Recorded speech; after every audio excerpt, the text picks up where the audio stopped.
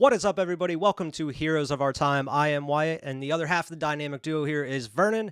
And today on the show, we're talking about 1980s Superman 2. If you haven't already, make sure to go back and check out episode 2 of Heroes of Our Time, where we talked about the first Superman movie from 1978, because that directly goes right into this movie we're going to be talking about today. So if you haven't checked that out, go back and watch it. And also, like, share, and subscribe if you haven't already. Now, I want to make a disclaimer before we get into this movie. I want to make some notes. A note on what I said in my past review here, where I may have said, because it's been a long time, I may have said that, oh, I can't wait to watch Superman 2. You know, it's just as good. It's better than the first one. You're going to love it. I was wrong. I was wrong. I watched this movie, and we're going to be talking about both cuts. There's two cuts of this movie. There's the original Superman 2, which was mostly directed by Richard Donner. Richard Lester was hired on. He was the one that was, tagged as director for the movie, Richard Lester. All the way jump to 2006. WB partnered with Richard Donner, and they were able to unearth all this archived footage, and they were able to put together his own definitive version of Superman 2, what it was originally supposed to be, his vision. So, and that's really the most well-known cut now. I mean, obviously, the first cut, the theatrical cut's been around way longer, but they're two completely separate, different movies, and we're going to get into that today. I know you watched the theatrical cut, I believe, on HBO Max. Right. That's what I did first, because the box set I have here had the Richard Donner cut, and believe it or not, I have never seen that version of the movie before. I've only seen the one that we're going to be talking about. I mean, we're going to be talking about both, but the one that you saw, it's confusing. It's confusing in a way, but this theatrical version, I did not like really at all upon watching it. I don't know what your opinion is, but I was not a fan. It feels completely different from the first movie. It has way more jokes. It's just Margot Kidder as Lois Lane doesn't seem like herself from the original movie. It's just I don't know. It just has a way different tone and a way different feel to it, and it is completely bloated. This movie, I mean, both cuts are around 2 hours long, a little over 2 hours, but the theatrical one feels way longer than the director's cut. Now, what did you think about the movie, Vern? Yeah, so I felt pretty much the same way, and I've never seen it anyway. So going into it, I'm going off of what you told me during that first review. I'm sorry. You're like, oh, this movie's even better. It's going to be awesome. You like the first one. You're going to love the second one. So I'm going into it. So I'm like, okay, awesome. Okay. And then as it's going on, I'm just like, this is pretty, to me, it felt mediocre. It didn't feel like they did anything crazy. It felt like a step backwards, to be honest. We'll get into it. But it definitely was not what I was expecting coming into it. But I do blame you for that 100%. I take the blame. I take the blame. Going off of what you said, I was watching it and I'm like, oh my God, I told Vernon this was better than the first one. How am I going to explain this? I don't remember it being maybe it was just because I was a kid at the time and I was like, yeah, Superman, whatever. It's now watching it, I'm like, nah, even the Donner cut, the director's cut, I enjoyed it a hell of a lot more than the theatrical one because it actually feels like it should belong side by side with the first one. It has that feeling of the first one. It's not nearly as goofy as the theatrical cut of it. It does have its issues though. I mean, a couple that go direct, just part of the story that links both movies. And there's just some other issues in it that aren't in the theatrical cut that I have a problem with. Both of them have issues. Me personally, I'm sure you probably feel the same way. The first one's still the best one, in my opinion, after watching this one. The first one is amazing compared to this one. Especially compared to this one, it makes me even like the first one even more. You know, where I'm like, this movie was awesome. Where the second one just felt flat. We'll get into this, but even after setting up bullshit with Zod, you made me wait through the entire first movie to even get to Zod in the second movie, and for what? You motherfuckers. We'll get to it, man. So yeah, this movie was directed by Richard Lester. Well, Richard Donner directed most of the movie. I would say 90% of the movie was directed by Richard Donner because, as we mentioned in our Superman 1 review, Mario Puzo was person who wrote The Godfather and everything. He's the one that developed the story for both of these movies, and they were written at the same time. But not only were they written at the same time, Richard Donner was directing both these movies at the same time. Not back to back, like I'm going to direct 1 and 2. No, he was directing both movies simultaneously.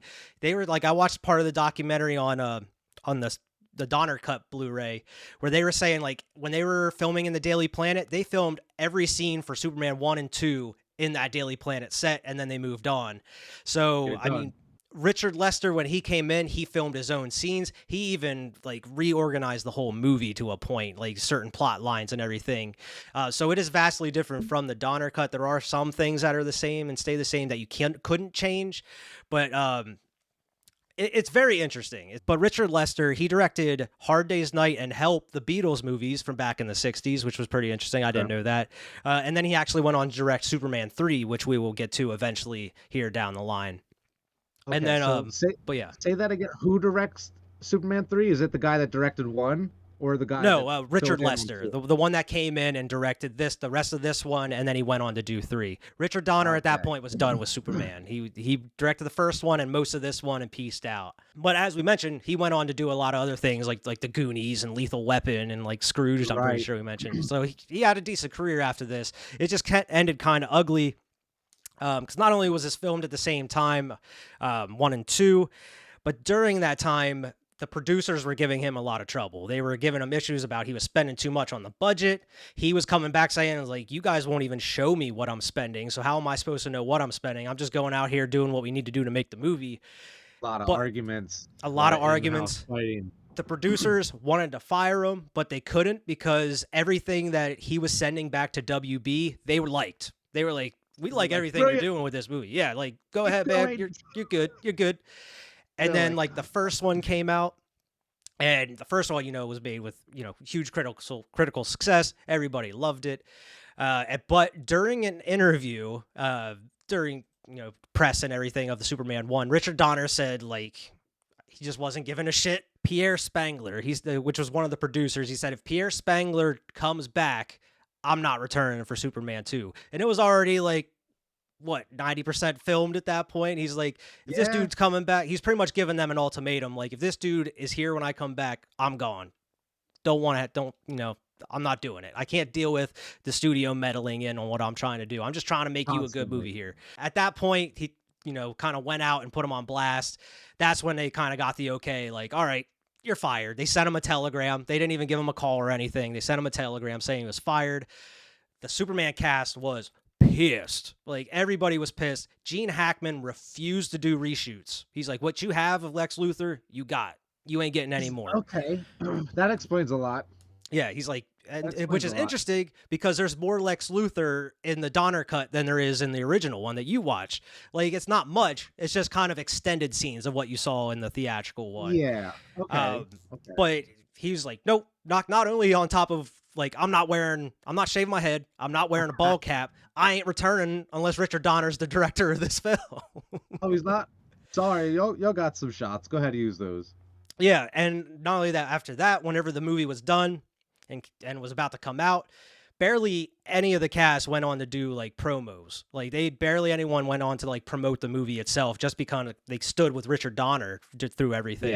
Yeah. But the movie went on to break, huge records at the time. I believe it came third in the box office that year. I mean, it was the same year, I believe, like, Raiders of the Lost Ark came out and everything. It was a big year in movies. But another thing behind the scenes that you see in the Richard Donner cut, opposed to the theatrical that you watched, there's no Marlon Brando in the theatrical one, as you may have caught. Like, in the Donner cut, there's a lot of Marlon Brando.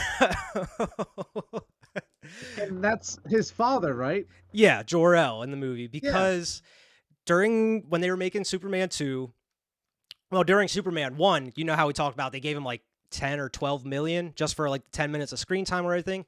Well, he also had a cut of the profits of the movie itself. Like, he had a certain cut of like the box office numbers. Right. So going into Superman 2, they were like, we are refusing to give this dude any more money. We don't want him to be a part of the box office. We're not paying him $10 million to do this. Nope, he's out. That's why they went on to film scenes with like Superman's mother that you see in there for some spots. and she's not in it much. And some of the Oh spots she's man. in, are some very questionable, parts of the movie we'll talk about. But all those years later, in 2006, Marlon Brando, passed on at that point. He was dead. His family gave the blessing that WB could go out and they can reuse the footage they had of him because he filmed all those scenes for Superman 1 and 2 at the same time. So they Yeah. actually were So able to use technically all he that had footage of them stuff. for that Donner cut. And Right. boy, it really helps. It really helps because there is a lot of conversation between him and Superman at this Fortress of Solitude and everything. And it's also, as we'll talk about, he, instead of his mother, he's the one that comes up with, like, when Lex goes the Fortress of Solitude and, is rooting around, and then the hologram comes up, it's Marlon Brando instead of Superman's mother and everything. It's very interesting, man. And I couldn't believe how different these versions are. I mean, a lot, like, some of the basic plot points are the same that drags the movie along, but Right. kind of the order of everything and just some huge scenes are taken out, some huge scenes are replaced. It's very interesting. Yeah, I would love to see the actual director's cut of this because that sounds like a much better movie. It sounds like it explains a lot more. It doesn't just kind of throw things in your face and move along and still feel bloated. You know what I mean? Yeah. So I would love to see that if I could like borrow that from you or something, or if you know Yeah. where I can stream it, but I Yeah, would I love to couldn't watch find that it version anywhere of it. streaming, but I will let you borrow the Blu-ray here next time I see you, though. But this movie, of course, does star Christopher Reeve as Superman. Margot Kidder returns. Mhm. Gene Hackman as Lex Luthor. You got Terrence Stamp as General Zod, Sarah Douglas as Ursa, and Jack O'Halloran as Non. And his role is drastically altered as well. In the theatrical cut, he is pretty much like a man-child in a way. Like he tries to He use his just runs laser around, vision. Yeah. smashes things, and just Yeah, I mean he is pretty much the muscle in the Donner cut, like he's just the big hulking brute, but you don't see him nearly as much. You don't he barely does anything in the movie other than just fight Superman when he has to and destroys a couple things when he has to. He's not nearly, in the they don't try to spotlight as force much. some type of little fucking comedic storyline on there. Exactly. And that's the big thing about the two cuts. All these little comedic things that you see in the theatrical cut are completely cut from the Donner, except for like Lex Luthor and Otis and pretty much Right. all the humor in the Donner cut comes from Lex Luthor scenes. Like you don't really Well, get that's too much else. There are a couple things with Clark and Lois, but for majority of the comedy in this movie comes from like Lex Luthor, that's what like I similar to the wanted though. first one. Exactly. I wanted more things like the first one there, where it was just funny.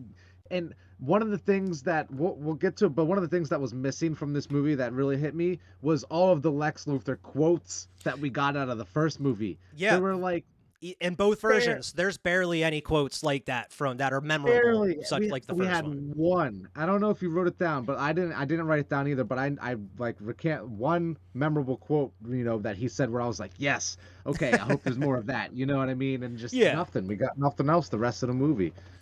Yeah, it's a very interesting thing. So I mean, we're gonna hop right into it because I mean, this might take a minute to kind of break down kind of two movies simultaneously in a little bit. So Yeah. the beginning of both movies kind of do the same thing in the beginning. The theatrical one does it way differently. They show you pretty much the whole fucking first movie in the beginning Yeah. of that theatrical cut. I thought this was a positive because Oh, really? You not thought so?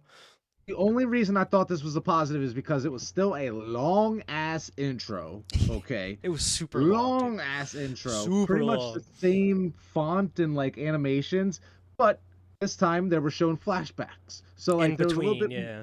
yeah, there's a little bit more to it where it was like, okay, it didn't feel as long because it wasn't just like a black screen with blue letters and shit and they're like dun dun dun dun dun dun Hmm. dun dun, dun. Like it just felt like it was like, okay, I give them positive marks for just this intro just because it's a little bit better than the first one. That's where I felt, and I even wrote that down. I'm like, okay, still mega long intro, but at least it has some flashbacks, See, so that's the difference too. Is they go with the kind of how the original was for like the credits there in the beginning. Like they actually have just the title swooping down for fucking 5 minutes or whatever. It in the feels in the like a while. director's cut. Yeah, in the director's cut, they don't have like the scenes of the whole first movie spliced in between.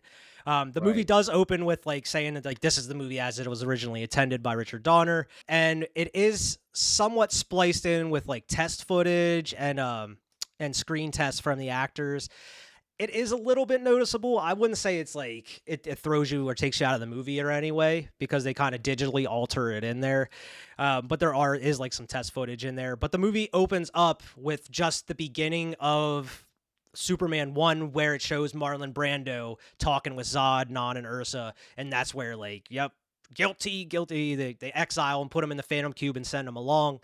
That's really like the beginning of the movie. It doesn't go through the whole first movie, just that beginning part there, kind of explaining like, okay, these are the villains. You remember those villains you saw from the first movie at the beginning that didn't come back? They're back. Yeah, they're gonna be back finally. You waited a couple years, but they're finally back. The other one started kind of similarly, but now that I think about it, I don't think it was his dad that was talking to them in the beginning. Whenever They completely cut him out. Yeah, it was just like the heads or Yeah. whatever talking to him, like the They're guilty. like guilty, guilty, guilty. Yeah, they completely cut. And They were like, we are not giving Brando money. Nope. Cut him yeah, out. It cuts to the partial ending from the first movie where Superman, Lex puts the kryptonite chain on him, throws him in the pool. His whatever her name is, I forget. Eve, I think her name was. I don't know. Lex's girlfriend jumps in the pool, saves Superman. He fucking shoots out the building, grabs that nuclear missile, throws it into space, and that missile blowing up is what releases Zod and Ursa and Non. It's not they completely cut out the Eiffel Tower bomb sequence from the theatrical cut. And that's what we're going to talk about now, because the theatrical version opens up with the summary of the first movie, and then Clark's told about Lois going on a mission to Paris. There's like some terrorists taking over the Eiffel Tower. They have a hydrogen bomb and everything. Because I was thinking to myself, like, she is always getting into the craziest shit. It just continues off of the first one where, like, I knew you were going to say that too. Of course she's at the Eiffel Tower where they have a hydrogen bomb, and she's sneaking around the world's dumbest fucking guards. Yeah. She's like this guy, gonna start like translating for what in the world? She sneaks around, climbs up into the elevator. He's a little bit look at that book here. This whole thing, you're telling me this whole thing got cut from the director's cut? Like, not even in it. Not even referenced, man. Superman, of course, flies halfway across the world. Yeah, and I was going to say, this was going to be your thing, because we talked about in the first review how Superman was, like, here for America. And it was like, does he only protect America? But now he goes to Paris. But this is just Spider-Man Far From Home. Fucking, you know what I mean? Like, of course, what are you going to dress up like Night Monkey? Now we fucking know. Just know that Superman is Clark Kent. Like, and I'm so glad, spoiler, Lois finds out that it's Clark, and I'm so glad it all happens because of just the way the events unfolded in this movie, and I'm like, okay, if she doesn't figure this out, but it blows my mind that you're telling me that this whole Eiffel Tower whole thing is gone, bro. Cut. It shows at the beginning of the movie that goes, and that actually is what releases them from the zone. Well, there, I mean, she puts herself even more at danger, not just by being in the going to the terrace with a hydrogen bomb, but she like climbs underneath that elevator that's like goes up, and then it just skyrockets down or whatever to drop and blow up the bomb or something. But that's when Superman shows up, and she's like, oh, I'm glad you're here or whatever. But like, this lady just puts herself in dangerous positions all the time. The worst spots ever. She tells him there's the bomb in there, and then he just like grabs the elevator and just shoots it off into space. Hydrogen bomb blows up, destroys the Phantom Zone cube, whatever, releases Zod and the gang. That's the beginning of the theatrical cut, but nope, we don't need any of that shit in the Donner cut. Nope. Remember that missile that blew up at the end of the first one? That's what released them. And then it goes directly from there, like the next day, dude. It goes to the Daily Planet, and like the papers are out, and it's like Superman saves the world. Lex Luthor in jail, and it has a picture of Lex Luthor in like the prison stripes. Completely different movies. Yeah, and not only that, Lois finds out he's Superman in the first like 10 minutes of this movie. It doesn't drag on. She's sitting there, like, he comes in here, he's late to work because Jimmy's holding him up. He comes in, he's talking with Jimmy, in his suit and glasses and hat. Lois is sitting there reading the fucking paper and everything. She has the picture of Superman like on there, and she's like, wait a minute. She's looking back and forth, and then she takes out a fucking big old Sharpie and draws glasses on the picture of Superman, and then colors in a suit on Superman and then puts the hat on, and she's like, this dude is Superman. That sounds way better, even though it sounds really fucking stupid, like, She's funny looking, and yeah, she's stupid, looking like, between the pictures. She's like, wait a minute. But yeah, God, she but finds out in like the what first 5 minutes of the movie starting, dude. I do feel I need to watch that movie because, like, all Absolutely. I have is the opinion of the other one where one of the things I like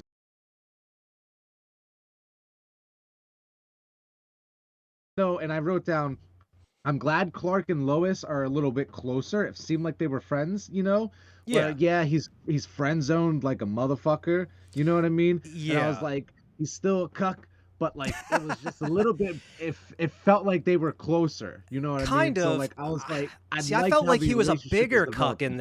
in this one than in the first one because I didn't. between the two cuts, I mean, in the theatrical one, like it feels like he's like constantly chasing after her and she's kind of like ignoring him in a way. Like she's like all in on Superman. She's always talking about Superman and everything. So it's like Clark wants to be that dude for her, but like he knows he can't live up to what Superman is and everything. But that's other than her figuring out, that's also why he wants to tell her. As soon as she finds out that he's Superman, they go into the chief's office. Lois is just not being, low key at all. She's like, that sounds super, chief. And she's like nudging Clark. Like she's trying to hint that she knows he's Superman. She's like, that just sounds super and whatever. And then the chief walks out of the room and she's like, all right, Clark, you're Superman. Like she like confronts him like, yeah, you're Superman. And he's like, I don't know what you're talking about, Lois. Like, come on, And lady. this, and bro, I laughed out loud at this scene. This bitch literally like, all right, we'll see you later. She opens the window and jumps out the bill at the top story of the Daily Planet. She's just like, Bro, peace. I've seen that scene before. I had to have seen it online because I've never seen this movie. But I thought it was familiar because in the version I watched, while she's figuring it all out, she's like at fucking Niagara Falls. Yeah, They're she's at yeah. Niagara Falls, That's and still she's a like, plot point "Oh, in this film too, but that's where she well, really figures it out. you're not Superman. I'm just gonna jump off. See ya." So, but I know I've seen her do that shit with the window before, so I feel like Yeah. I've seen that scene Because online. she kind of says the same thing that she says at Niagara Falls, and she even says it later in the movie too, where she's like, "How come every time Superman shows up, Clark's not around or whatever? Every time Clark's here, Superman's not around." Yeah. And like that's whenever she like looks in the paper, sees Superman. He like uses his lightning fast speed to go straight down to the bottom, uses his breath to blow up to keep her up in the air, and then he uses his laser vision to like bust the bolts on this awning for it to fall out, and then she Yeah. falls onto the awning and drops onto the street. But by the time she I've does that, he's 100% seen already that. back up at the window and he's looking down at her like, why'd you jump out the window, Lois? What are you doing, Lois? Oh, you're crazy. Whereas I've like definitely seen that. yeah, whereas like in the theatrical, when she confronts him about it, she fucking jumps off of the over the railing into the river or whatever, going over the Much more falls. dangerous. Much Much more more. dangerous situation than the director's cut. And the She whole looks like time she's he's about just to running down drown. like, Lois, what are you doing? What are you doing? Just running Oh, down along the river, just like, what are you doing, Lois? I'm Get out of like, there. he's gonna let this bitch drown to prove to To her prove a that point. he's not Superman right now. Like because she was fighting. He's like, oh, and he gets the stick for her and shit, and it rescues. And she like grabs the log and like goes over to the little area, and then he acts like he when he goes in the water, he acts like he falls over, and he's like, oh, I need your Yeah, help. it gets all wet. I'm like, And then oh she's my, like, wait a minute, maybe he isn't super bad. And and she's that's not. she does the same shit in this one though, because because he races back up, she's like, wait a minute, Clark, maybe he isn't super bad. And like it's just two different ways to do it. I think the window one works a little bit better just because like I don't know. It's just something about that theatrical cut just like it kind of just rubbed me the wrong way. Just how drawn Yeah. out it was, and like I don't know, it just felt overly long. Whereas like it's the same about the same runtime for this one, but it feels like it's better paced. There's not just a bunch of bloated stuff in the middle of it. It felt long. It felt like it was like, okay, this is a little bit ridiculous, you know. But Yeah. Another scene that's pretty much the same though that cuts to is Lex Luthor and Otis in prison.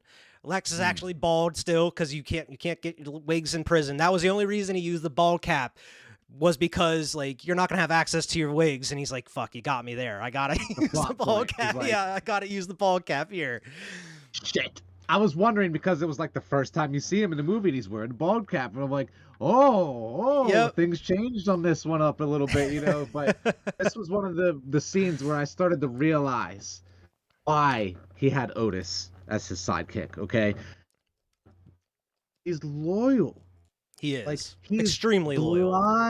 blind loyal. Like unhealthily loyal. Like that's the thing right there is he's dumb loyal to this guy no matter what the fuck he does, says, anything. So like that's why Lex keeps him around. And I was just like I had like a Yeah. epiphany when I'm watching this. I'm like, Even though he's okay, dumb and fucks up a lot, he's never gonna like betray you or turn his back on you or anything like that. exactly. Even No though, matter what. as we've heard from the first one, like, yeah, I would give your life to fucking stop Superman or whatever. And then even in this one, doesn't give a fuck about it.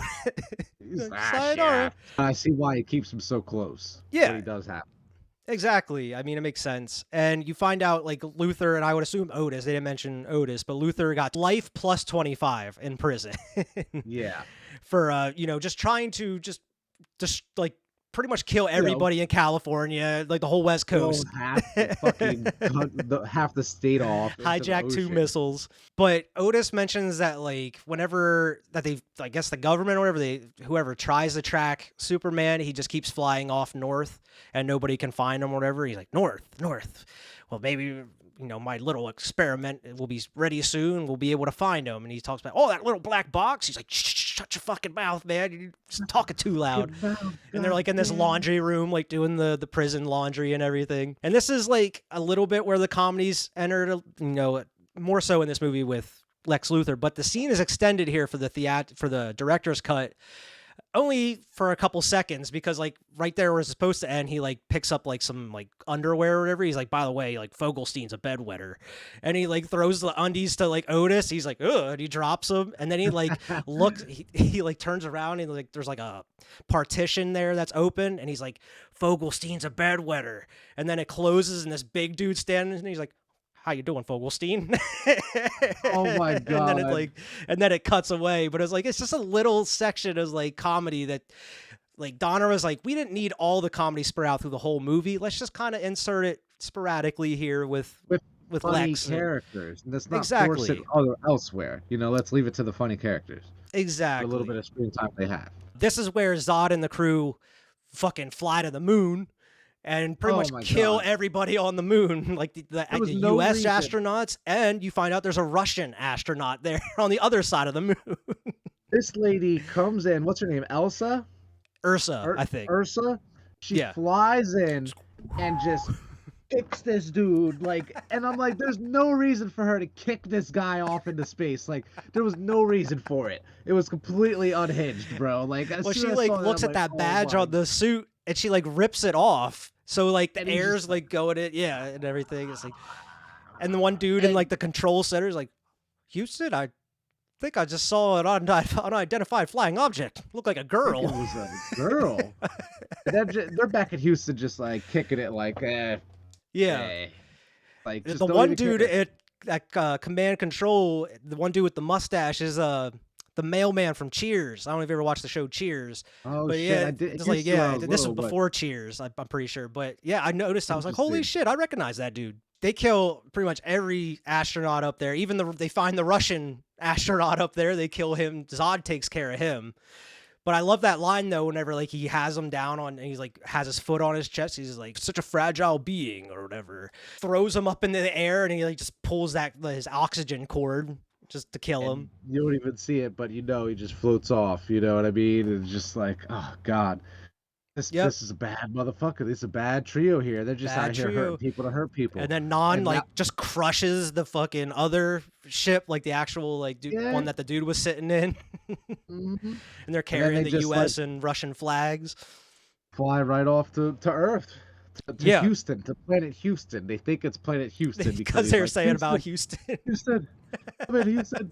So they go there thinking it's planet Houston. Yeah, but they also say like they discover that like, oh, this one yellow sun gives us unlimited powers compared to like the red suns that were around Krypton and everything. Right. But yeah, that's whenever they fly off heading to Houston as they think. So this is where it cuts back to the prison. I'm pretty sure in the theatrical one, this one just kind of it's one long extended scene, isn't it? Yeah, the prison scene for me was just kind of them doing their thing. Then they end up trying to escape. Yeah, that night Then they when the have guards are shutting off the lights and they're like, Luther, turn Yep, off the light. And then it's like they're sitting there playing poker and a dude goes in there. It's like the hologram that's on his it's shirt. just a hologram, and he's just like he takes way too long to figure out what he's looking at. He's just like Oh. he steps out the way, gets back in, like it takes like 40. That seems like 45 seconds long of him just looking at it, like Because it's like on his shirt, like the hologram, like the smaller version of Lex and Otis. yeah, and he just keeps looking like it just and that scene felt like it drug on way too long. It did. But then they're But it like was outside, hilarious. like hugging the wall, the prison wall, and the spotlight goes over him, and like Otis does the bunny ears over top. He's just like it's like he Stay gets scared still. of it. Oh my god! And But then here this comes is the the difference. fucking There's a little bit of a oh difference here because that's when he's like, go out there and look for something. And he's like, what am I looking for? He's like, you'll know it when you find it. And that's like when the ladder comes down, right? Well, like in this one, they're like up against the wall, and then you hear like a psst, and he's like, psst, did you hear that? Psst? And he's like, well, hold on. He's like, shh. He's like, don't psst when I psst, because he's like, did you hear that? And he's like, and it's just like a little comedy thing that they're playing off of each god other. damn it! Not that psh, that psh. Oh, psh, psh, psh. Don't go psh when I go psh. Psh, psh. And that's when they look up and they see the fucking hot air balloon, and she's the one that's like, psst, up here. But there's like a little back and forth between Otis and Gene Hackman and Lex Luthor, and then he's finally like, just shut up, Otis. Oh my god! But then that's when he like tells them to go out and look for the ladder. And these Fuck fucking the guards ladder. are just so incompetent. They're just like sitting in there like, They're the what are they worst. watching the game or whatever? I forget what they were Yeah, doing. they're just chilling. They're just Like chilling, they're the watching worst. TV in the guard tower. And I don't know how you just don't notice a big ass like hot air balloon just hanging over the prison with a big ladder dangling down. Drops a ladder down, and then you got some guards or some prisoners literally just climbing out. But they end up, finding them halfway through this escape here. Well, And Lex is able to get up, but Otis, it's too heavy. It's pulling the balloon down. and they notice that it's fluctuating there. They're like, hey. And he's like, oh, kind of loose. Lex has like no Lex just hesitation. kicks the fucking ladder off. Just Yeah, peace. get out of here. Sorry. And then Yeah. you don't even see Otis the rest of the fucking movie. I Nope. was like, they don't even come back to this guy. Like, I want to know what happened. Where is he? Is he still in jail? Did Lex come back? Of course, Lex didn't fucking come back Nope. for him. but, Lex like, don't give a fuck. He as soon as he saw those cops coming, like catch him, he's like, nope, cut this corner. We leave it. We piece it out, baby. mate. We gotta go. let's go. And Otis is north. even like waving goodbye. Otis so he's like, Which he is did it like- for a reason. Watching it the second time, none of the cops like look up and see the balloon. They're all like preoccupied with Otis, even though Otis is looking up like at the balloon. Because if they would have looked up, they could have just got one of their guns and shot the balloon and I right, know. and they would have fell right down in the prison and caught you. Ridiculous. But this is where you find out the Lex's black box he's been making is going to track the alpha waves, is what he calls them, of I guess Superman, and that's what kind of points them north in the direction of the Fortress of Solitude. So him and Miss Tessmacher, that's her name, I'm pretty sure, Eve Tessmacher, they have a 2-day long balloon ride to the Antarctic, and then they find like a snowmobile somehow. But and they discover, while they're there though, he sees all the old archives of like the history of Superman. yeah, it's like the So, education crystals that like Yep. taught Superman everything that he knows about like Krypton and Earth and everything. So like he's Lex. I mean, in both versions it's a little different because in the theatrical he talks to Superman's mother a little bit. In the Donner cut, it's Marlon Brando kind of giving all this explanation and everything, and it's more of a it's kind of more of a back and forth than in the theatrical one with like Lex Luthor reacting to what he's learning from Marlon Brando and everything. Right. It's pretty interesting, but there's a little bit more banter in the director's cut between Miss Testmacher and Lex Luthor. She even like mocks his laugh multiple times, which is pretty funny. Like she'll make a joke that he doesn't find funny, and she's like, ha ha ha ha ha ha ha, and that's when he'll do it. He's like, ha ha ha ha ha. Like she's just mocking him, and he finds it funny. But it's like, I don't know. That's the kind of stuff I got a kick out of, which I wish they would have kind of extended those scenes a little bit more. Like her, like, I gotta go to the bathroom in the Fortress of Solitude, and he's like, well, you should have went when we left. She's like, that was 2 days ago. That was 2 days ago, Lex. Like, fuck you mean? Like, god damn. This is the first time I've said something in 2 days. Like, I thought about that shit too. That was hilarious, man. But like, I don't think it was in the theatrical. At least I don't remember. But like, whenever he's done learning everything from the education crystals, he's like, she's gone. He looks over and she's gone, and you hear a toilet flush. She's like, I found it. I don't think that's in the one I saw. Yeah, and he just kind of rolls his eyes or whatever. You cut back to Clark and Lois going up to Niagara Falls, because that was what the chief was telling him in the beginning of the movie, was about like this like scam or this racket that hotels are running in Niagara Falls, like ripping newlywed couples off of tons of money and shit. So they're going to report on it and everything, investigate it. I guess it's just a reason to get them to Niagara Falls. It was so dumb. But Clark is corny as fuck here. He'd be like walking like, hey, everybody else is holding hands here, Lois. Maybe we should hold hands. And he's like, here's my hand, Clark. You want to hold it? Fucking hold it. Fucking nay, Clark. God damn it. You better be fucking Superman, I swear to God. But that part pretty much pans out pretty much the same, though, where so she falls in the water. She doesn't. No, that part with her jumping over and everything, that's cut out. But like the little kid that's hanging over the railing, everything, that's in there, where she tells him to go get her a hot dog, and then the kid falls over and he fucking Superman saves him, and that's where Lois is just like, she looks over at the hot dog stand and doesn't see Clark, and she's like, every time fucking Superman arrives, Clark's gone. And that's where she really confronts Clark again, where she's like, why would Superman be in Niagara Falls all of a sudden whenever they're just, he just happens to be here, like it's a little coincidental, and you're not here when he arrives. Like, come on, Clark. And he's like, well, I don't know what you're talking about, Lois. You're crazy. You're but crazy. He does tell her at the hotel room there. Yes, and once again, very different scenes, completely different scenes. In fact, they're not even the same scene. Theatrical one, they're in the hotel room. She really like confronts him, and that's whatever he finds. Like, all right, Lois, I'm Superman, and that's like they go through everything, and she's like, I love you. Yeah, and he's like, oh my God. Yeah, so they're pretty much like talking it over. The director's cut of it, they're like dressed up like they're gonna go to dinner. Like he's in a tux, and she's like, she's not even in her gown. She's still getting ready and shit, of course. But he's talking about, like kind of mentioned earlier, how he feels that he can't be that Superman. Like he's not good enough. Like he understands that she loves Superman, but Clark, he's not good enough. He's kind of like self-deprecating a little bit. He's kind of putting himself down. And Lois even says, like, listen, like you're a handsome guy. Like you got a lot going for you and everything, but like it is Superman. Like, come on now, that's Superman. But he's just worried about about competing with Superman. As he's talking about this, and she's like, come on, Clark, like, I know you're talking about competing with Superman, but come on, you are a Superman. He's like, I don't know what you're talking about, Lois. This bitch pulls a gun on him. She pulls out a 6-shooter. She's like, I figured it out. I can't risk my life. I got to risk your life.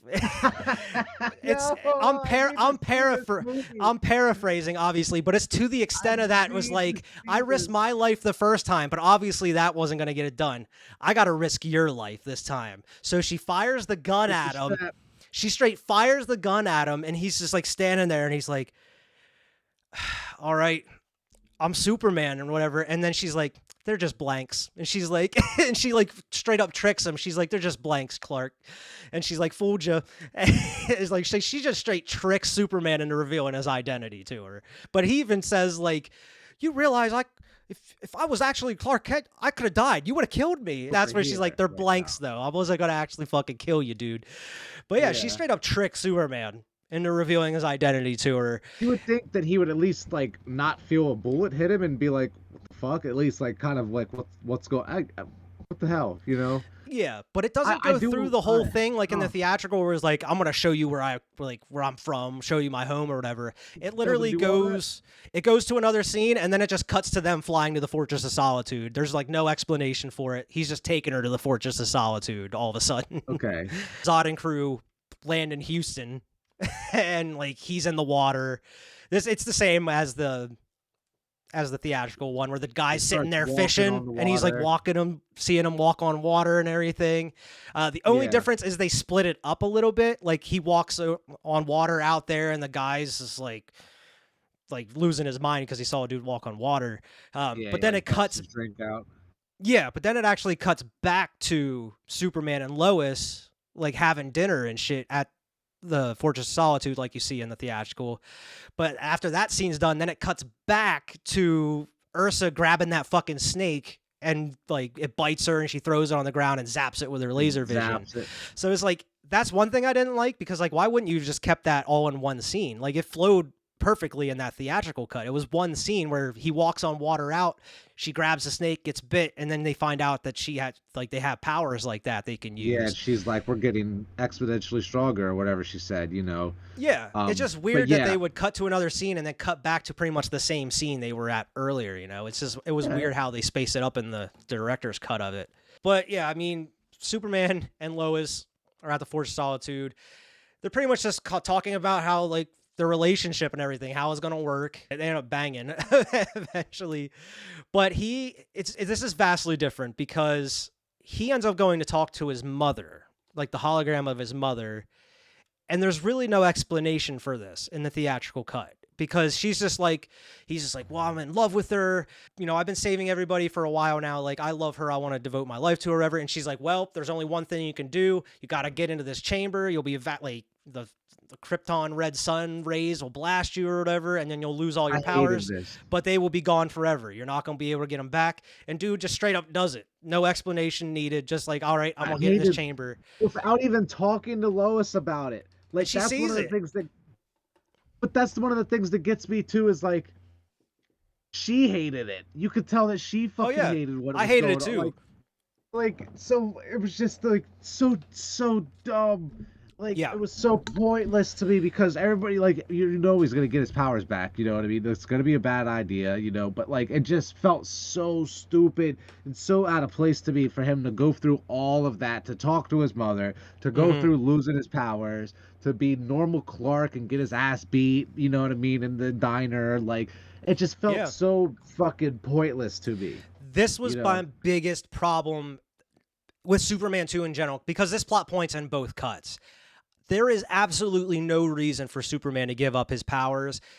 Maybe if you devoted the movie to it, but this dude loses his powers and gets them back within a span of like what, 10 minutes, 15 minutes. It's like the first ass whooping he takes as a normal. He's like, I wish I was Superman again.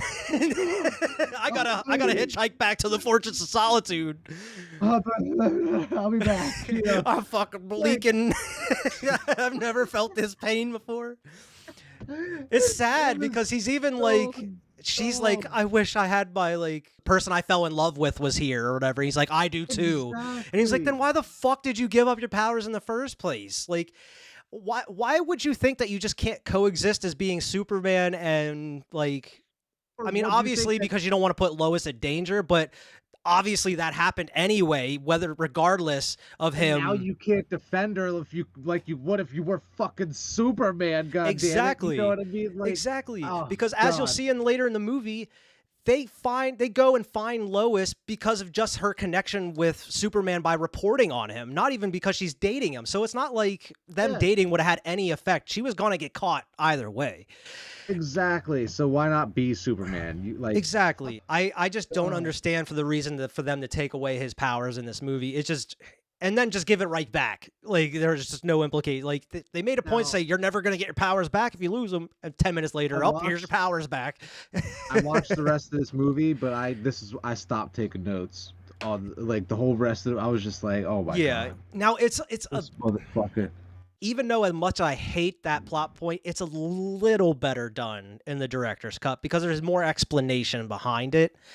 I But understand I that. still hate the plot point, though. There was no reason for Superman to lose his powers in this movie. In the Donner cut, they cut to, like you see in the theatrical, Zod and the crew confront those two cops outside of town, where they're just kind of fucking standing there in the middle of the road, just waiting for somebody to come along so they can cause trouble.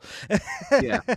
And I like how, like, the guy's like, get out of the fucking road or whatever, and, like, Zod's like, that light reminds me of the red suns of Krypton, but that noise is atrocious. Turn it off. And the guy's like, that son of a bitch just tell me to do something. I loved it. I love that shit. The That Cowboys. son of a bitch just give me an order. And then he sends the skinny dude out with the fucking, like, sawed off shotgun or whatever. And Zod just grabs it and just pulls the Right. trigger on himself. Doesn't do a damn thing. Throws that shit back to the car. Throws it back to the car. The fucking cops pretty much take off. This is a difference here because in the theatrical, right after that, they go to the town, they go into that bar. Ursa does arm wrestles the dude and fucking throws him through the table. Throws him right through the table. And bro. then I they was cause like, a "Oh, ruckus yeah." and start throwing beating people up in the town and everything.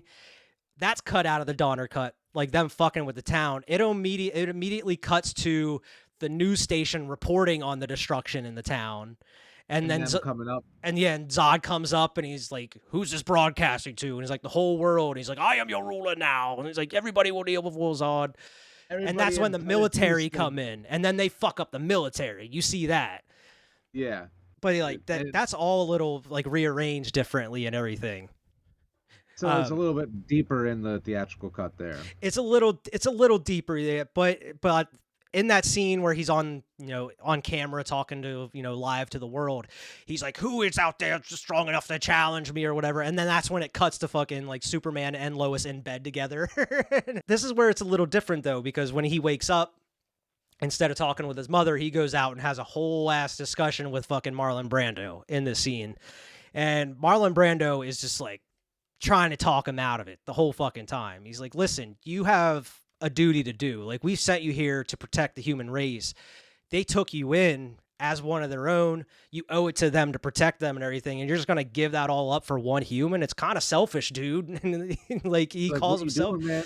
And he's like, selfish. He's like, what do I get? I don't have any happiness. How long do I have to do this? My whole life? I have to dedicate my whole life to protecting these people. What about my happiness and such? And that's his argument. But it goes on for a little while, and then he's pretty much like, if this is really what you want to do, there's a chamber here you could put yourself into. But he's like, but please, I beg of you, do not do this. His father's telling him, trying to convince him every which way, please do not do this. But he does it anyway. But Lois is watching this the whole time too. And she's wearing a Superman t-shirt. I don't think that's in the theatrical cut. She's wearing she's wearing the top part of his suit with the sleeves rolled up. When she got out of bed, she's wearing it. But she sees the whole thing. He gets in the thing. He takes his powers away. And Marlon Brando's head's just sitting there just so disappointed, bro. He's so disappointed. It's very interesting to see the two, because there's no explanation really when he's talking to the mother. She's just like, all right, if that's what you want to do this, but you're never going to get your powers again. That's about the basic gist of it. You don't really know why he's doing this. You don't know his reasoning for this. She doesn't try to dissuade him or anything like that. It kind of just gives a little bit more to that story of it. I don't agree with the decision at all. I mean, obviously, it's such a dumb decision for him to take away his powers. But it's just something, a little extra depth to that scene there. I would have preferred to see the director's cut version of that, with a little bit more explanation. I hate the move either way, but I would have liked to see a little bit more fleshed out, at least, instead of fleshing out the fucking scene where they're fighting, Zod's fighting and everything. Flesh out some more of the story driven stuff like this, Exactly. And I did have the quote that he has. Marlon Brando says, he's like, if you want to be among them, then you will have to become one of them. He's like, there is no in between, I guess. That's what he was saying. But it's why can't there be an in between? They I don't understand. Especially since that's what happens anyway. They end up going back to in between anyway. 10 minutes fucking later. So this is where you cut to fucking Zod just fucking crashing through the ceiling of the White House. And they are just destroying like the army is already there, just trying to blow them up with missile launchers and machine guns, nothing working. Even Zod picks up an M16 and starts blowing people away with it. This shit was so funny. It's like the Secret Service, you know how they have like a plan in place if like the White House is attacked, okay, we go this way, down the hall, you know, get them in the like these motherfuckers just busted in and like we're in the Oval Office within like 10 seconds. Like there was nothing they didn't even bother. I mean, they tried to conceal the president, but they didn't even leave the Oval Office. Yeah, they were just like, oh shit, okay. Like once he went to kneel and everything, he's like, okay, I'm the real president. But I thought about that. I was like, they got. See, I like that aspect of it at least, where there's like no leader would kneel or would like give up so easily, and it was like, you're right, I'm the president or whatever. And it's like, oh, that's kind of clever in a way, like how they did that. But then he was like, I will kneel, but only if it saves people. He's like, yes, it will save people, and it will also save yourself too. And he's like, but Superman will stop you. Superman, please help us. Who is this Superman? Tell him to come here. Tell him to come forth, and he will kneel before me. Right after that, that's where you have the fucking Clark and Lois pulling up to the Weenie Hut Jr. They're in downtown somewhere. They go into the diner. Lois sits down, Clark goes to the bathroom, and then you have the asshole trucker come in and start fucking with Lois and everything. And then fucking Clark tries to be all fucking tough guy when he's like, listen, I think someone needs to teach you some manners, buddy. Hey, that's my seat, buddy. Like, it's just like, oh god, I hate it. He's like, your seat's over there. He's like, somebody teach you some manners. He's like, well, let me know when he gets here. I mean, dude is a bitch, though. He straight up sucker punches Clark in the back of the head. He doesn't even try to have a fair fight with him. But he still kicks Clark's ass. But like you said, Clark's leaking. He's sitting there. He's like basically crying, like, oh my god, what have I done, Lois? And she's like, Jesus Christ, Clark, you're such a bitch. Like, where's the guy I fell in love with? Like, come on. And he's like, I don't know. I wish he was here too, Lois. Call him. Call him. I gotta go. This is when, like you said, he hitchhikes his fucking way north, goes back to the goddamn. He reverses the irreversible. Somehow. I mean, both versions he finds the fucking. Whoa. First, I mean, hold on. This is where it's drastically different too, because in the director's cut, it's fucking way better. It's 100 times better in the director's cut than the theatrical. Because in the theatrical, all he does, he just fucking walks in and grabs that green crystal, right? And then he's just fucking Superman later. No, not even. He goes in there and like he's all disappointed because everything's all fucking broken down and shit, and he kicks the thing and it's broken, and he glances over and he sees the crystal, green crystal. The next time you see him, he flies the fuck in like he's Superman. I'm like, how? It's 100% better in the director's cut. But first, before we get to that, it cuts to the White House again, and you have old fucking Lex Luthor coming in waving the white flag. Like, listen, I'm fucking here to help you cats. Like, what's up? He's like, how's it going? He's like, who are you? He's like, oh, you never heard of me? I'm Lex Luthor. I'm the greatest genius mastermind ever, man. Like, famous. I'm famous. I'm the goat, man. You never heard of Lex Luthor, baby? I'm him. You need me. You need me. And he's like, why do we need you? He's like, I know where Superman is. I can get you Superman. I can get you the man you want. You gonna make him kneel? He's like, yes. Got the fucking Addy. But I love how he's like so like, even though he's like, he mentions like, you know, I could kill you, right? And he's like, yeah, whatever. But like, I love when he's like, you could get me Superman. He looks at Ursa or whatever. He's like, that's what I said, right? Like, didn't I just fucking say that? Like, is there a stutter in here? Like, I'm Lex Luthor. But he's like, listen, there's only one of him. There's 3 of you. And he's like, well, 4 if you count this one as 2, and he's like looking at Non or whatever. I love that shit. Like, because he looks at me, just goes, oh. He's like, 4 if you count this one as 2. Like, this shit is so random. I fucking love that. He's like, listen, I'll get you Superman, but I want something in return. He's like, what do you want? He's like, I have this affinity for beachfront property. What do you want? Australia. He wants to rule Australia. I want Australia. Okay, But Mr. Australia. yeah, that's what he calls. Okay, Mr. Australia. It's okay, Um, Mr. Australia. But we didn't mention also in that diner whenever Clark and everything got in that fight, whenever he got his ass kicked, they did see on the TV that the president's message about Zod and everything. That was another reason, other than Right. getting his ass kicked. That was another reason he went back to the Fort Solitude, because he Yeah. knew who Zod was because of his father's messages to him and everything through these crystals. Because That waitress was a G, because she just like, all right, everybody, we're just gonna turn on the TV and settle down here. And like right after Clark leaking on the fucking ground. this has she's happened just like, before. all right, guys, let's just settle down here. Fucking turn Yeah. this thing on.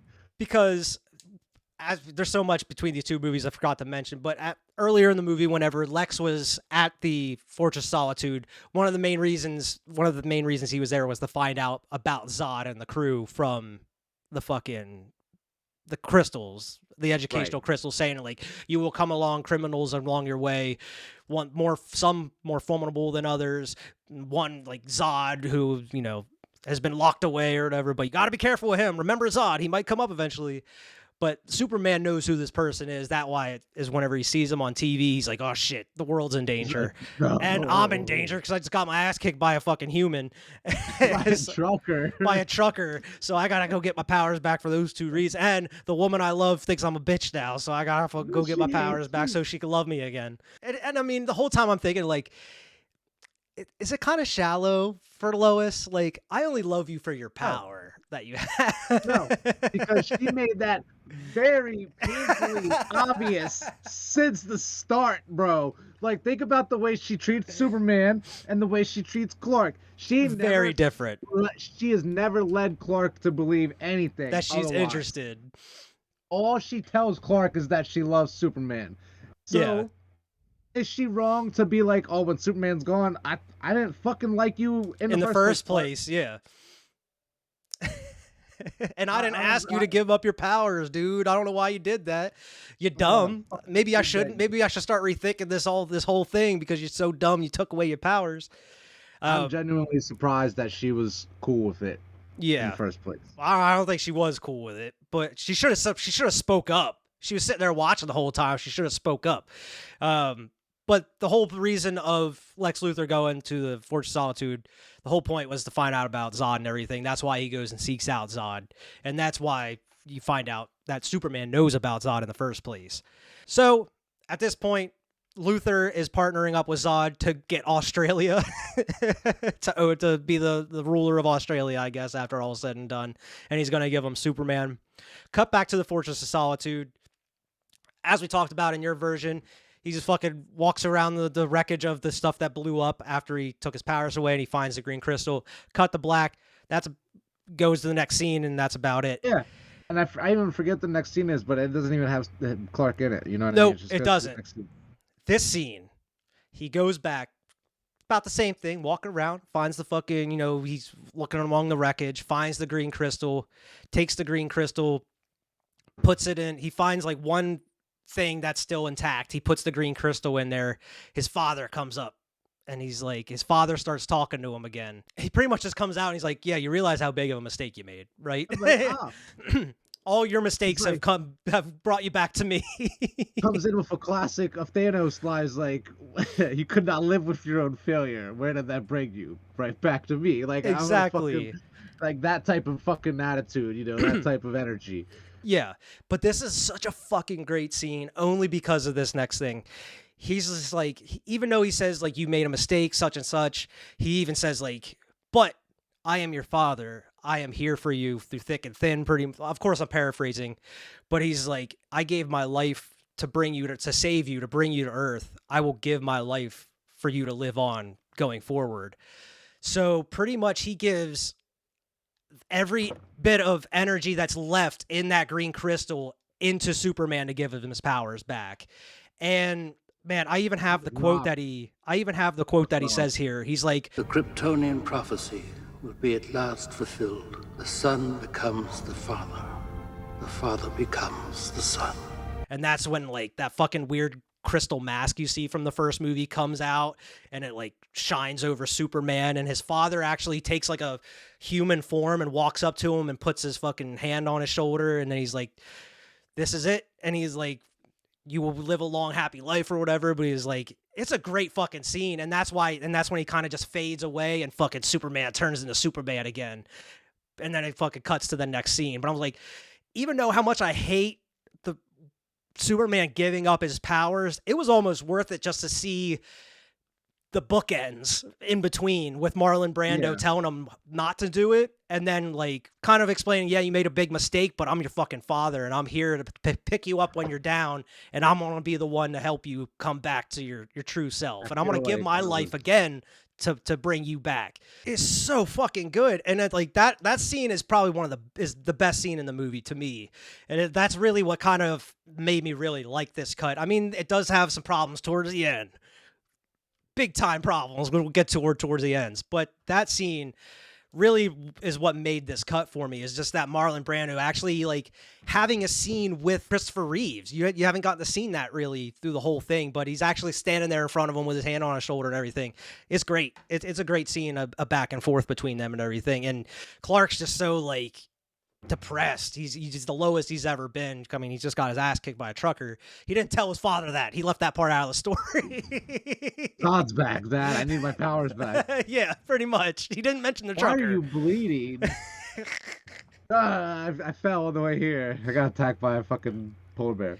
But man, just the way that fucking, it's just that old school Hollywood classic line delivery that Brando has of like, you know how he like, you could pretty much tell he's probably reading it off the cue cards or script or whatever, like how he does. It's perfect. I love that part of the movie. And then you get the rest of it. And then, which is Zod going to the Daily Planet. And that's where Lex leads Zod and crew to the Daily Planet because of Lois. Yeah. Lois is the one that's always writing about Superman, pumping him up in the press and everything. So he thinks that Lois would be the key to catching Superman, and they just fucking come in and just destroy the place. They're fucking throwing people through windows. Yo, I fucking love it. Like, dude just comes in and just starts smashing through the walls and just throwing shit. Just, like you said, throwing people through fucking walls and shit. Like, it rolls right up to the fucking main office. Like, somehow they know exactly where to go. Like, director of the newsroom or whatever the fuck his title the chief. Like, I thought that was very interesting. And like he like does something to him. What the fuck does he do? The chief. Oh my gosh. Oh, fuck, what does he say? But he does something, but the dude picks him up and just bops his head against the ceiling, and he fucking... Yo, that's what I done. Like he like takes him and like treats him like a teddy bear. Like he fucking just picks him up, he's like boop, and his head goes through the ceiling, and he like just ragdolls, bro. Instantly. He just sets him down on the ground.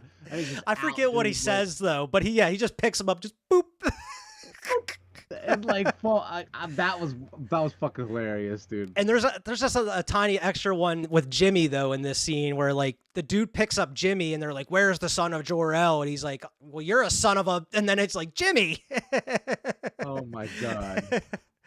But they're trying to figure out where, like, you know, Superman is and everything. You go down to the street level, people are walking and everything, and that's when you see, like, the breeze blowing, and then the papers are flying, and you know, oh, fuck, Superman's back.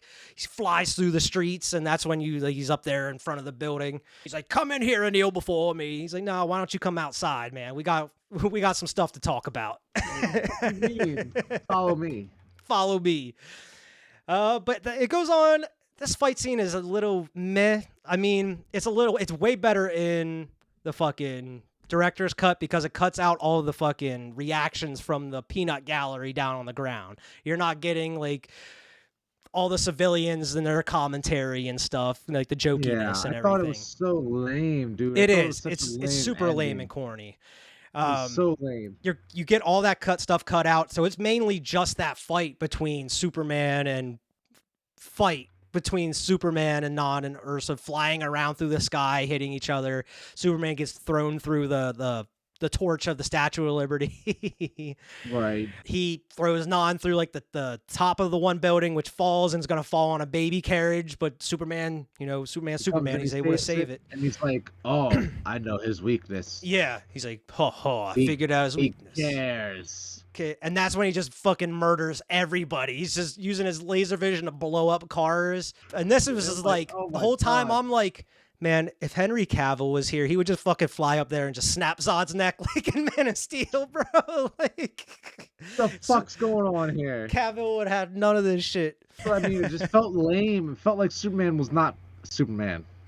Yeah, a little. I mean, it could have just been just the kind of stuff they were able to do at that time. As far as like, it would have been kind of lame just to have them sitting there trading blows because No, not after the shit he pulled in the first movie, fucking going down and fixing the Earth and like fixing the crust. True, and, like, the Earth. true. He did some wild. He went back and fucking reversed time. He flew backwards.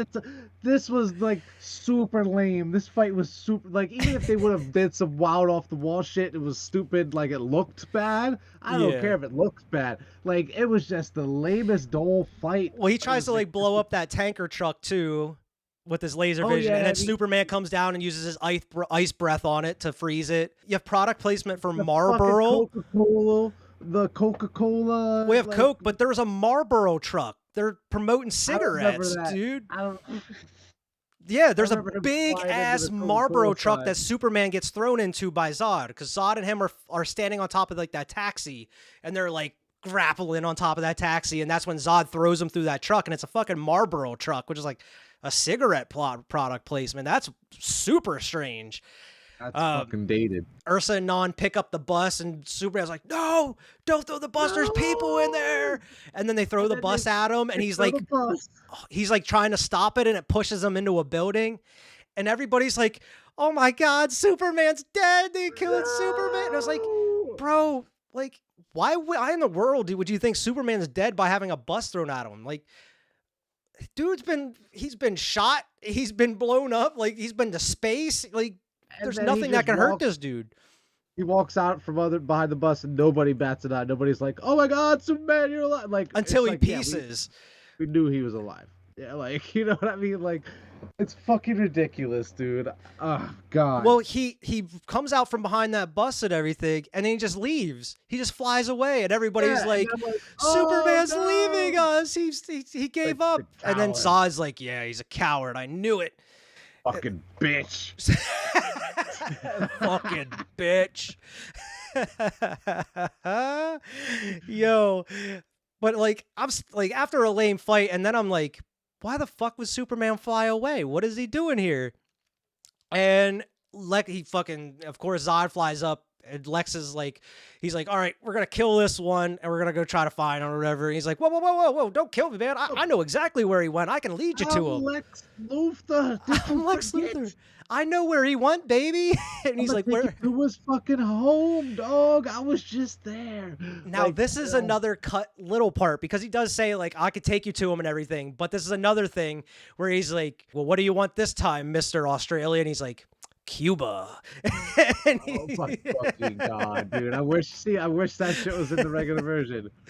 So, and then this scene reminded me a lot of the Batman 66, where they're flying on those big ass umbrellas, because it's just Zod and them flying through the air, and it has like Lex Luthor and Lois Lane on their backs.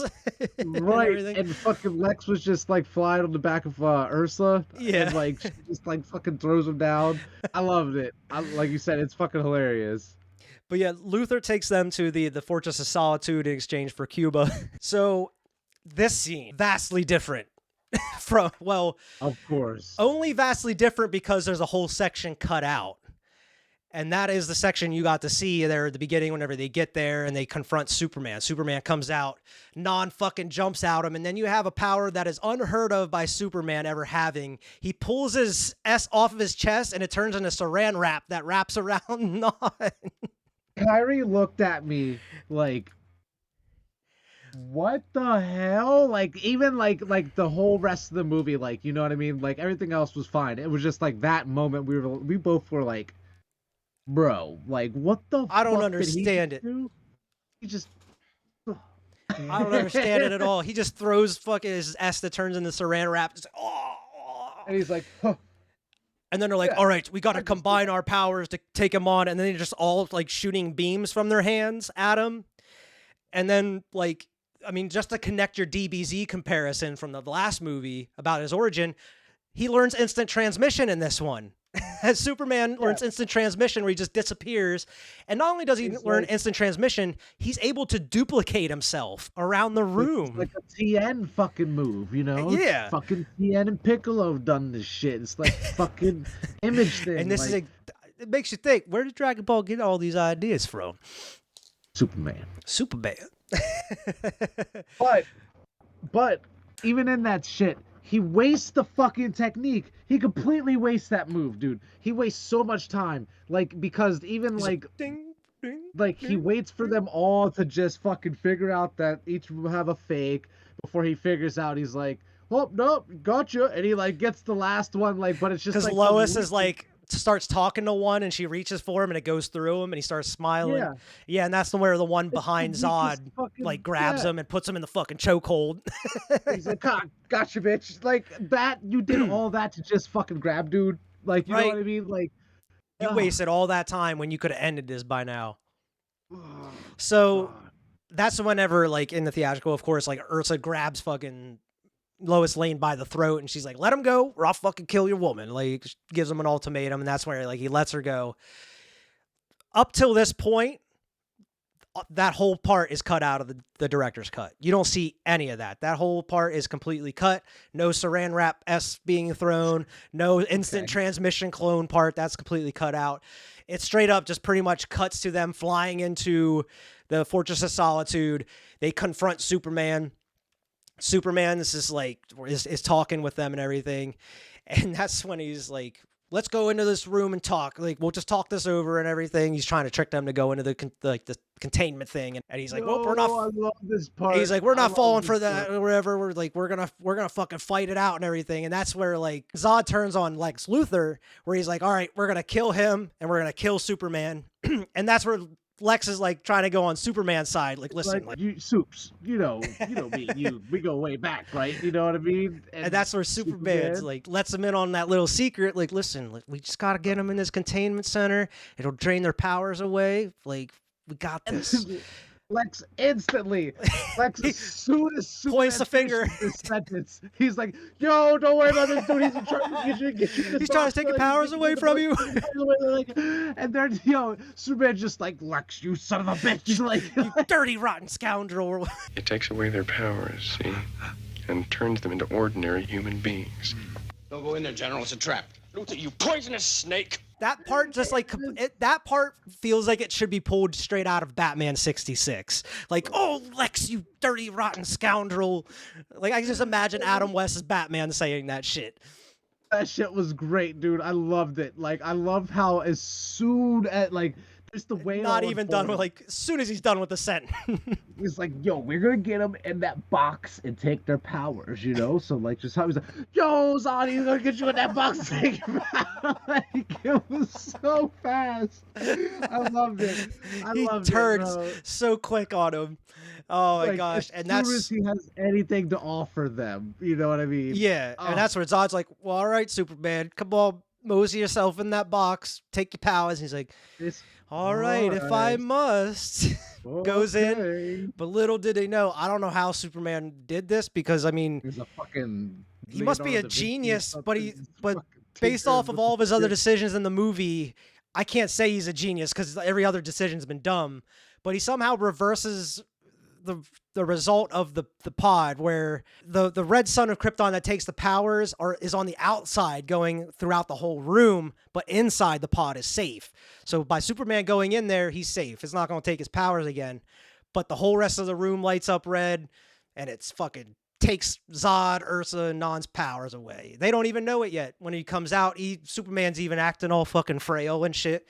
Like, oh. And he even fucking kneels before, he's like, kneel before Zod. And he kneels down, fucking grabs his hand and fucking starts crushing that bitch. And he's like, ah! And then he fucking picks him up by his waist, and then he kills him. He just throws him into the fucking pit down in the depths below and kills him.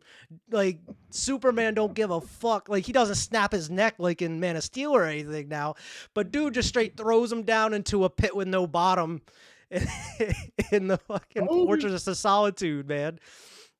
And Non's just like, all right, I'm gonna go fight Superman. He jumps over like he's gonna fly. He just falls into the pit because he can't fly. And Ursa fucking gets knocked into the pit because Lois just fucking like punches her. Lois gets free and punches her. And so Lois has a body. Lois catches a body in this movie too. She kills Ursa.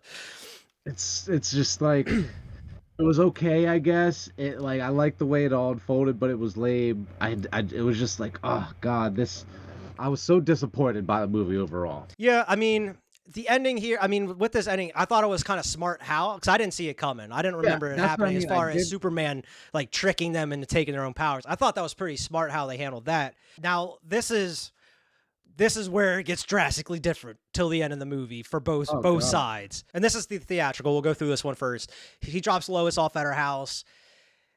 She's a little sad, but, like, pretty much she's saying, like, because I'm Superman now, we can't be together. Like, we could still be friends, but like we cannot be together and everything. But he drops her off. She's like sad. Cuts to the next day at like the Daily Planet. They're in the office talking, and she is fucking like depressed. She's just like, I was up all night crying. Like, I don't know how I'm gonna live my life without you. Like, I love you. Like, it's going to be so hard for me to just, how can I come into work every day and act like everything is just fine whenever like it's not fine? Clark's like, Lois, like, I don't know what to say. Until he does know what to do. He gives her a magic kiss that erases her memory. So she doesn't remember that he's Superman, and it just goes right back to fucking normal. And that whole scene leading up to the kiss is a great one. It's perfectly acted by Margot Kidder. She's great at pulling that emotion out in the scene. Even Christopher Reeves there, he's great. And I mean, the kiss is passionate and everything. But as soon as the kiss is over, it goes right back to normal. She's happy-go-lucky. She's fucking like, okay, Clark, let's such, going back to business and everything. And I didn't realize what happened, to be honest. I was just like, because that other person the other person walks into the office like right after they get done kissing. So I took it as like, oh, somebody else walks in the office, they got to kind of separate. Like they're hiding their relationship, kind of pretending like everything's. But what really happened is Superman kisses her, and it erases her memory that she even remembers that he's Superman, which is another power I had no idea Superman has, was a kiss could just alter people's memories. They call it the magic kiss, that erases Lois's memory. And of course, that's whenever, like right afterwards, everything's back to normal. Fucking, we have the comic relief to end the movie. Clark goes back to the diner, like slaps the dude down onto the stool, spins the stool until he flies up onto the counter, and then it shoves him across the counter and everything. And then, of course, you get the ending like the first one where he flies out into space and he smiles at the camera, and then credits. The director's cut of the movie here, as soon as they take care of Zod and everything, Lex Luthor's like, hey, man, like, sorry about all that. Like, we could be all right, such. And he's like, but by the way, we're just kind of out here in the middle of nowhere. You can help me out a little bit. And then it just cuts to fucking Superman and Lois flying out by themselves from the Fortress of Solitude. And then they land not far from the Fortress of Solitude. They land on like this little like iceberg or whatever. And then he tells Lois like, listen, things are going to change. Like that's where like he pretty much tells her the same thing. Like we can't be together. You know, I have a duty. I have to do my duty to protect the people of the earth, of humanity. We can be friends. We can always hang out. We can always see each other, but we cannot be exclusive by any means. You know, it has to go back to the way things were. And then she's like, unlike the other one, she's just like, as much as I hate it, I understand. Like, she's like, I'm not going to like it, but I understand. I understand where you're coming from here. But it's going to suck.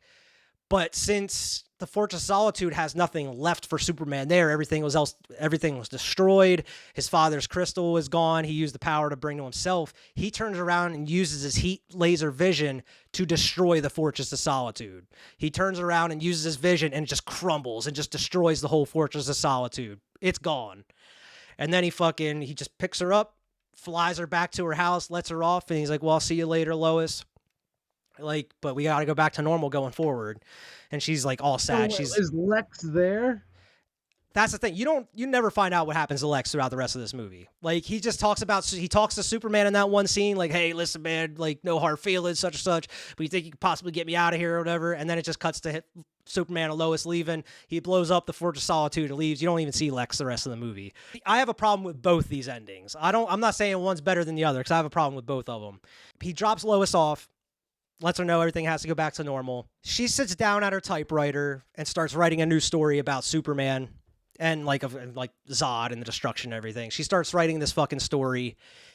It cuts to the chief of the newspaper, of the Daily Planet, at his house. He goes to the bathroom and he starts like putting toothpaste on his toothbrush and starts brushing his teeth for no reason whatsoever. And it starts going through all these different things. It goes to the newspaper and everything. And then all of a sudden, it shows like the paper that Lois is typing up starts going backwards. And then it cuts to the chief and he's like brushing his teeth. It starts going back, and then it goes, and then his toothpaste starts going back up into the bottle, and everything starts going backwards. And then it goes out to the back of Earth, and Superman's fucking spinning the Earth backwards again to reverse time. It's the same fucking shot from the first movie of the Earth spinning backwards again. How far does he go back?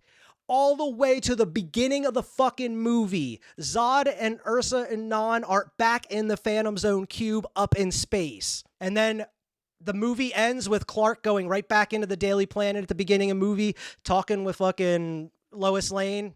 She has no clue he's fucking Superman and everything. He's like, let's say we get pizza for lunch or whatever. I'll pay or whatever.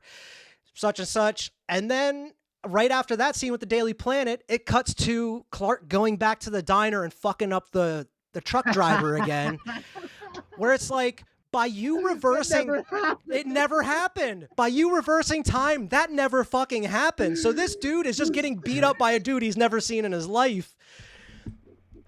I was so baffled by this. I was so baffled. I didn't understand why they kept that in the movie. I was like, he's just going back and fucking this dude up for no reason at this point. And then it just fucking him flying up into space, smiling and waving to the camera and leaving. But that sounds like a reasonably or arguably just as bad of an ending as the other one. It was terrible. Ending. Both endings are terrible. I don't know which would be worse. Like, holy shit, how are you going to tell me the whole thing I just watched means nothing? Right. That's pretty much what you, like, the entire movie is nothing. Yeah, and it's like, not only does it mean nothing, but you literally used the ending of the last movie again. Like, you literally did the same ending twice. At least in the last movie where you did that, it only reversed it a little bit so you could save Lois. In this one, you erased the events of the whole fucking movie. So what was the point of this whole movie in the first place? Because in theory, by him doing all this, the Fortress of Solitude is going to still be standing. He never lost his power, so his dad's still going to be there and those crystals and everything. So it's like, what was the point of this whole movie then?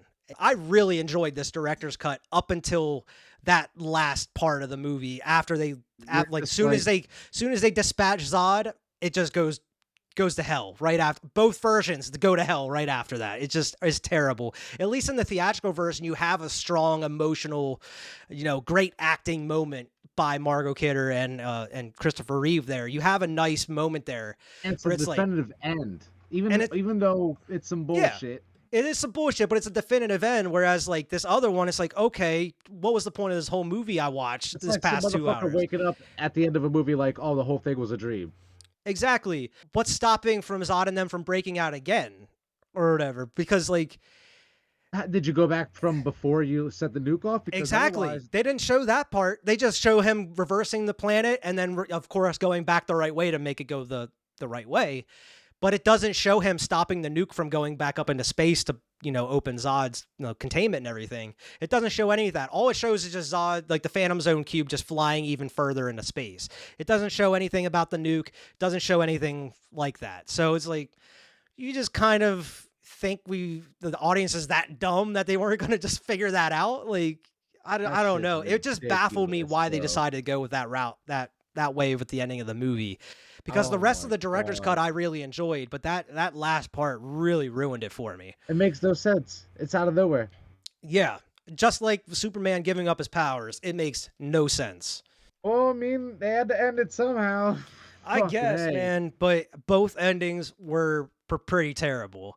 I'm still mega excited for the rest of the Supermans. You're ready to So watch like, 3 and 4. It yeah, doesn't it dude, doesn't I'm get any fucking. better. I can assure you. I don't give a shit. I don't care. I'm still mad excited to watch them. Like, Well, the so third I'm one has ready. Richard Pryor in, so it should be pretty funny. I know. I saw he's on the cover of that one. So I'm like, oh shit, dude. So that's not gonna be our next review. I don't think. No, it's not. To be honest, I don't know if I've ever seen 3 and 4, to be honest. So it's going to be Yeah, interesting to man, watch those ones. with me seeing them for the first time. But I just want to apologize to everybody that watched the last one because I was wrong in saying this one was better than the first one.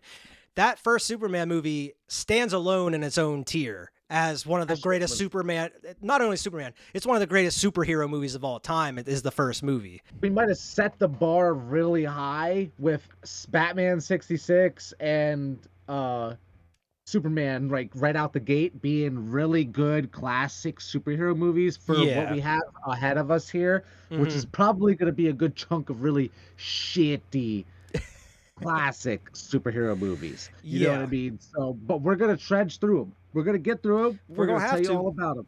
We're going to tell you all about them. I mean, I know we talked about the movie, going through the plots of the theatrical and the director's cut.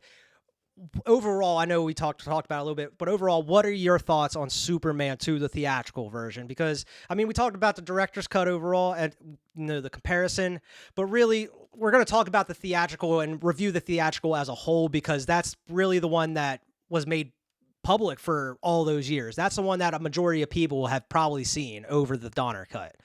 Realistically, me personally, I feel like it was super mediocre, like middle of the road. It wasn't like there weren't really too many highs.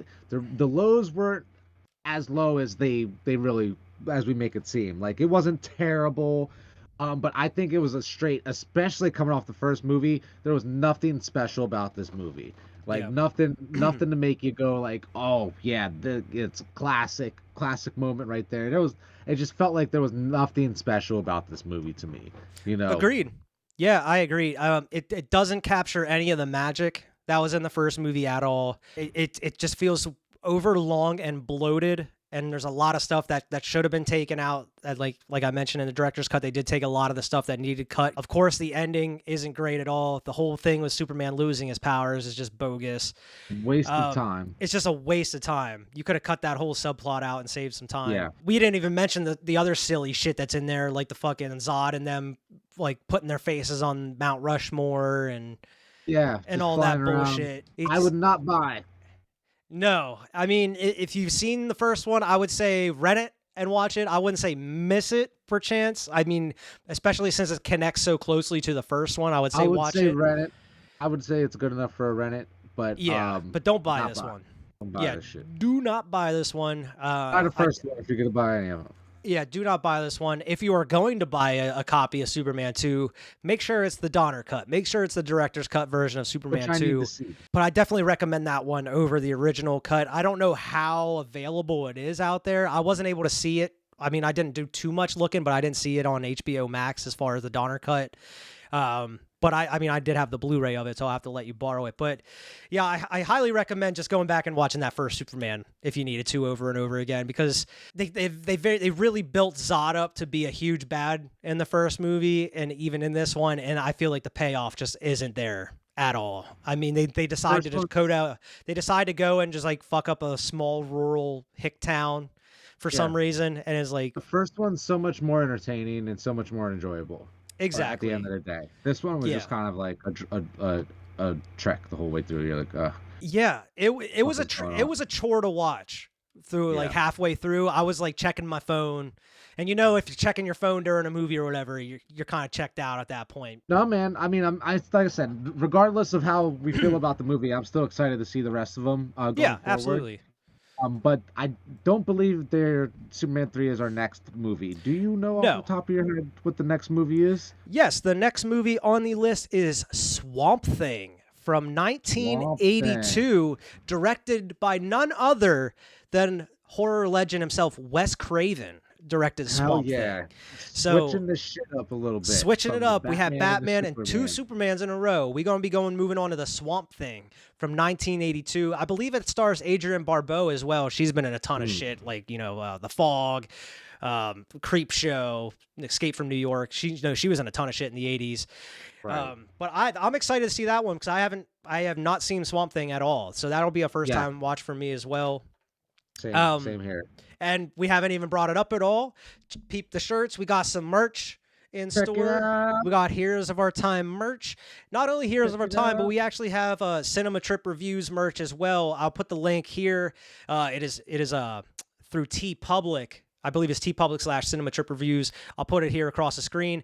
Not only do we have Heroes of Our Time shirts, we have Cinema Trip Reviews, Cinema Trip Retro Reviews, and a couple other products on there. You can get t-shirts, hoodies, tanks, mugs, glasses, whatever you need. We pretty much got it on the web store. So I haven't really been pushing it at all, really. But hey, why not go check it out? Maybe cop yourself a t-shirt. If you're interested, check it out. Absolutely. Yeah, I mean, we thank you for your support, not only just watching this review and make sure to like, share, and subscribe and everything, but, we just, thankful for checking out the channel in general. Anybody that gives us a watch or even goes check out the store, we're really grateful. Absolutely. But I love doing this every time we do it, man. It's so much fun. So I'm looking forward to the next one here. Anything else you would like to add here, Vern? Just thank you, anybody who's watching. We always appreciate any type of views. If you are ever interested, feel free to leave feedback. Leave us comments. Let us know what you think. Give us your own opinions on the movie. If you actually went through and watched it, did you like the endings, or did you really feel the same way we did? So we would love to hear from anybody watching these videos. So that's my final 2 cents. Is if you're ever, I know I'm too shy to comment on a lot of stuff, to be honest with you. So I feel you if you don't want to, but if you're not, let us know how you're feeling. Also, like I already said, make sure to like, share, and subscribe. And thank you everybody for watching, not just Heroes of Our Time, but also all the other, sticking with us for however long you've been subscribed or watching the channel. We really greatly appreciate it, like Vern said. And we'll see everybody next week.